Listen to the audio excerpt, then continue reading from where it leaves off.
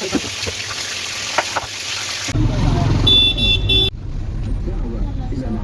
يا جماعة. نبدأ بقى ونسمي بالله ونصلي على الرسول. اللهم صل وسلم وبارك على سيدنا محمد صلى الله عليه وسلم. دي من احلى الفيديوهات اللي انا بحب اصورها، فيديوهات الاطعام. ربنا يا رب يبارك لصاحب الاطعام يا رب ويجعله في ميزان حسناتنا، اللهم امين. هنا بقى كمان عشان اعمل الاطعام طبعا انا مش عايزه حاجه تبوظ مني. يعني ايه يا اسماء؟ يعني عايزه حاجه تقعد معايا مده طويله وما يحصلش اي حاجه. انا عايزه اقول لكم ان انا بجد حرفيا مشغوله جدا جدا بالفيديوهات اللي انا كمان بصورها لكم عشان تنزل، بس انا ما اقدرش اقول للاطعام لا. ايوه ما اقدرش اقول للاطعام لا. طبعا بقى صاحب الاطعام اتواصل معايا وكلمني كذا مره على موضوع الاطعام ده، وانا طبعا قلت له حاضر وعينيا وهعمل طبعا اللي انت عايزه.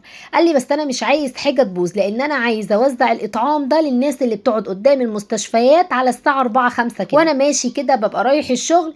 طبعا هو كلم زوجي خلاص. المهم طبعا وانا ماشي رايح الشغل ببتدي كمان اللي انا بشوف الناس قاعده قدام المستشفيات، قلت له خلاص نوزع سندوتشات بطاطس وكمان نعمل بيض مسلوق ونعمل فول وكده والاكل الطبيعي اللي هو بتاع الفطار.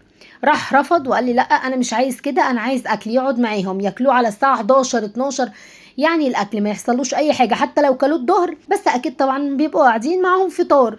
وانا بصراحه لقيت كلامه صح، يعني انا لقيت كلامه صح لما زوجي قال لي واتكلمنا مع بعض طبعا انا وهو وزوجي وكده، فانا لقيت كلامه صح. ممكن فعلا يكون معاهم فول، معاهم طعميه، معاهم مثلا بيض، معاهم جبن، بيبقى معاهم الاكل ده. هنا بقى كنت عملت كمان كميه وسبتها كمان للولاد بقى عشان ايه يبتدوا اللي هم يحطوها كمان في العلب. طبعا لازم تشاركي ولادك في حاجه زي كده عشان كمان هم يحبوا يشاركوا في الاطعام، صح ولا لا؟ المهم عملت كميه اديتها لولادي، وقفت كمان عملت الكميه التانية لان بسم الله ما شاء الله معايا كميه كبيره اللهم بارك. المهم عملت 150 وجبه بالظبط. وزي ما قلت لكم وقفت هنا اقلي بقى بقيت كميه البانيه، شايفين اصلا شكله عامل ازاي؟ الحاجه اللي انا بعملها لنفسي هي اللي بعملها للاطعام بالظبط. بسم الله ما شاء الله اللهم بارك، وبالف هنا وشفا لكل اللي كان ليه نصيب في لقمه وكل منها. تعالوا بقى كمان نقلي بقى بقيت كميه البانيه.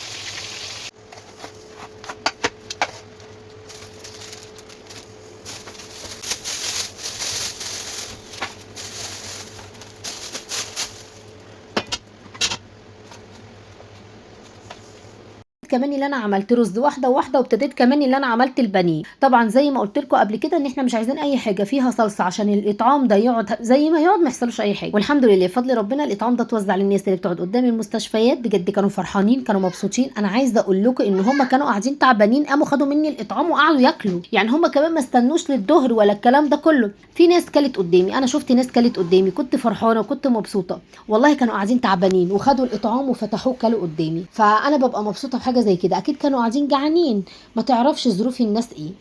فربنا يا رب يبارك فيكم ويحفظكم. لايك بقى، كومنت منكم، وطبعا مجرد بس ما انت دوست لايك وكومنت منك حلو وشير طبعا للفيديو، طبعا انت كده شاركت. ربنا يا رب يبارك يا رب في صاحب الاطعام، وان شاء الله هنعمل مع بعض اطعامات تانية كتير وندي لبعض افكار.